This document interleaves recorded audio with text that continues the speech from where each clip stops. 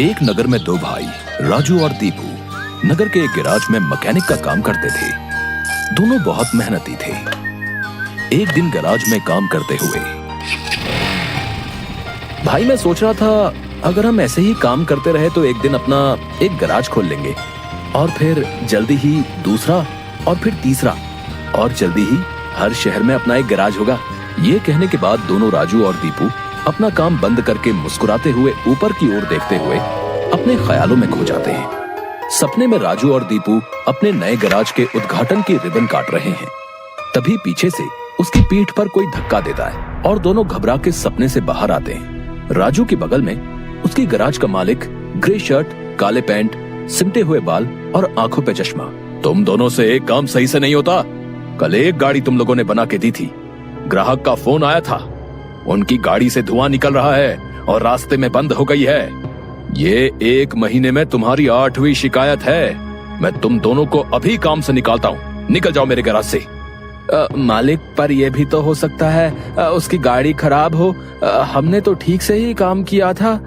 खराब गाड़ियों को ठीक करना ही हमारा काम है।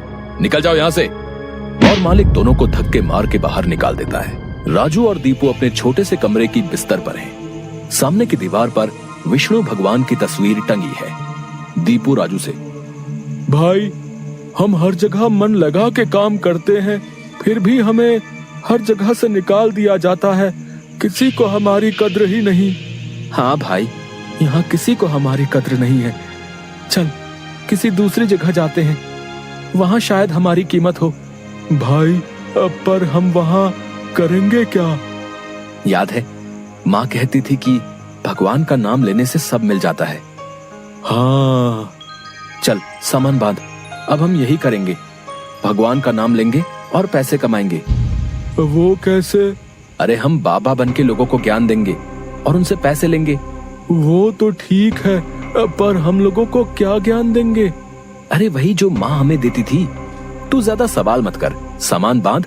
हम राजा सूर्यदेव के चंपक नगर जा रहे हैं। चंपक नगर में राजू और दीपू गेरुए धोती और गेरुई शॉल में, कंधे तक बाल, गले में रुद्राक्ष की माला, पैरों में खड़ाऊ, कंधे पे लटकी मटमैली गठरी, कलाइयों में बंधी रुद्राक्ष की माला, एक बड़े बरगद के पेड़ के नीचे बने चबूतरे के सामने। ये राजा सूर्यदेव का चंपक नगर है। हम यहीं से शुरू करेंगे। दीपू सुन, आज से तेरा नाम दीपू नहीं दीपेश्वर है, समझा? और मैं एक सिद्ध योगी। मैं यहाँ बैठता हूँ और ध्यान करता हूँ। तू नगर में जाके ये खबर फैला कि एक सिद्ध योगी आए हैं जो हर समस्या का हल देते हैं। ठीक है, मैं जाता हूँ।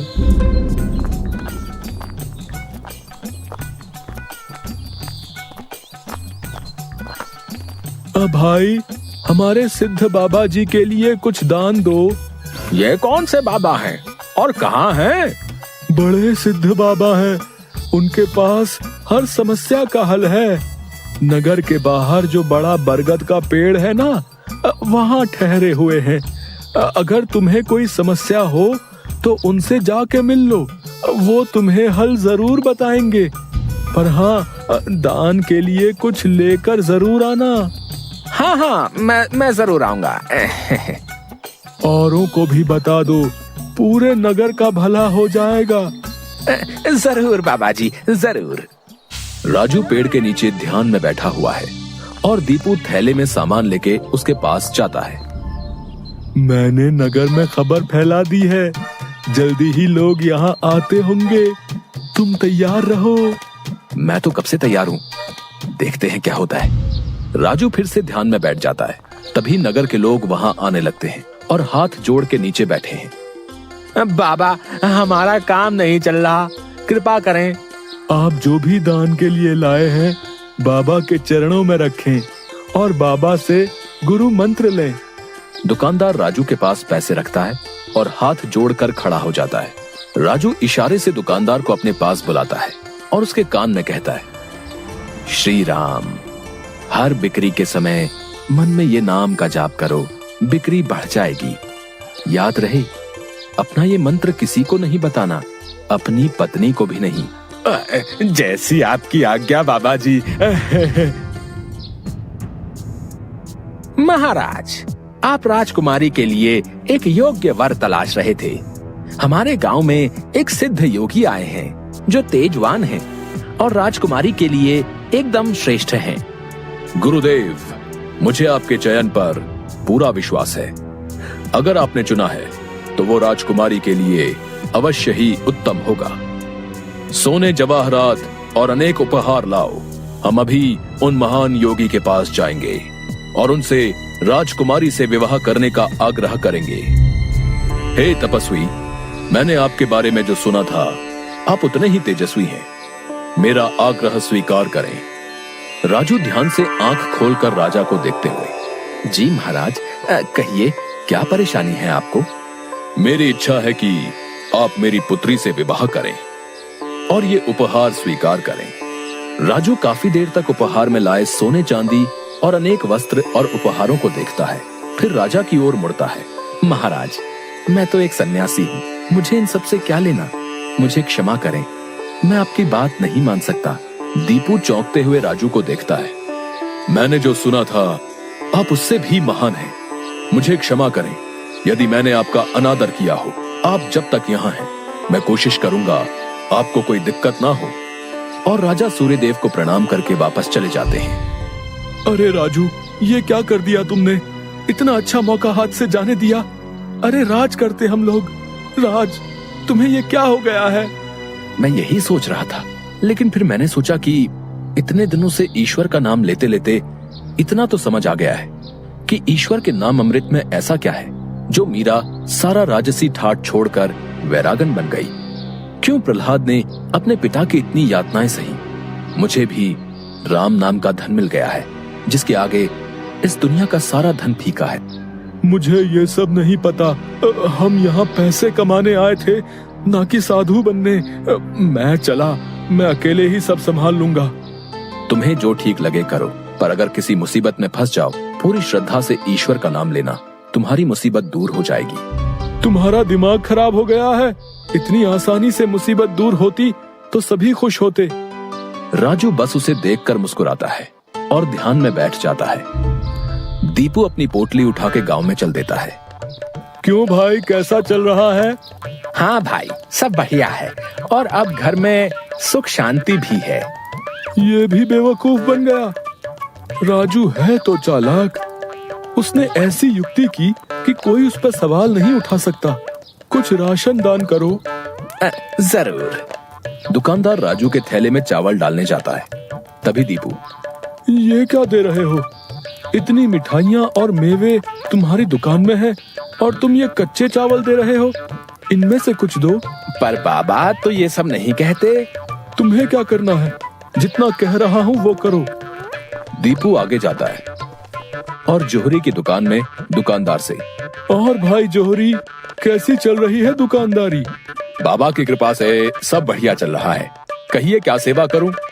बाबा के लिए कुछ दान दो। इससे पहले कि इन्हें मेरी असलियत पता चले, इनसे तगड़ा दान लेके गांव से गायब हो जाऊंगा। फिर ये लोग राजू के पीछे पड़ेंगे तो उसे समझ आएगा। बाबा के लिए कुछ दान दो। जौहरी पैसे निकाल कर देने लगता है। अरे ये क्या भीख दे रहे हो? बाबा की कृपा से तुम्हारी दुकान चल रही है। इतने सारे जवाहरात हैं, इनमें से दो, कुछ कीमती सा। जितना दोगे उससे ज्यादा मिलेगा। ये बाबा को क्या हो गया है? कोई नहीं, बाबा को देने से मेरा क्या घटेगा।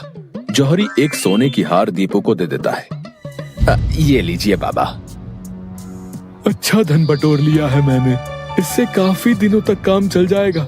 बड़ी भूख लग गई है, कुछ मिठाइयाँ खा लूं। दीपू एक पेड़ के नीचे बैठ के मिठाइयाँ खाने लगता है। तभी वहाँ 4 डाकू, चेहरे पे नकाब, काले कपड़े और हाथ में छुरी लेकर आ जाते हैं। जो कुछ भी है वो हमें दे दो, नहीं तो हम तुम्हें मार डालेंगे। दीपू डर से अपनी पोटली उन्हें दे देता है। तभी डाकुओं के सरदार का नकाब खुल जाता है। दीपू उसे देख लेता है। अब तुझे मरना होगा क्योंकि तूने मेरा चेहरा देख लिया है। हे भगवान, ये क्या हो रहा है? कैसे बचूं इनसे? भागने की कोशिश की तो ये लोग पकड़ लेंगे। क्या करूं?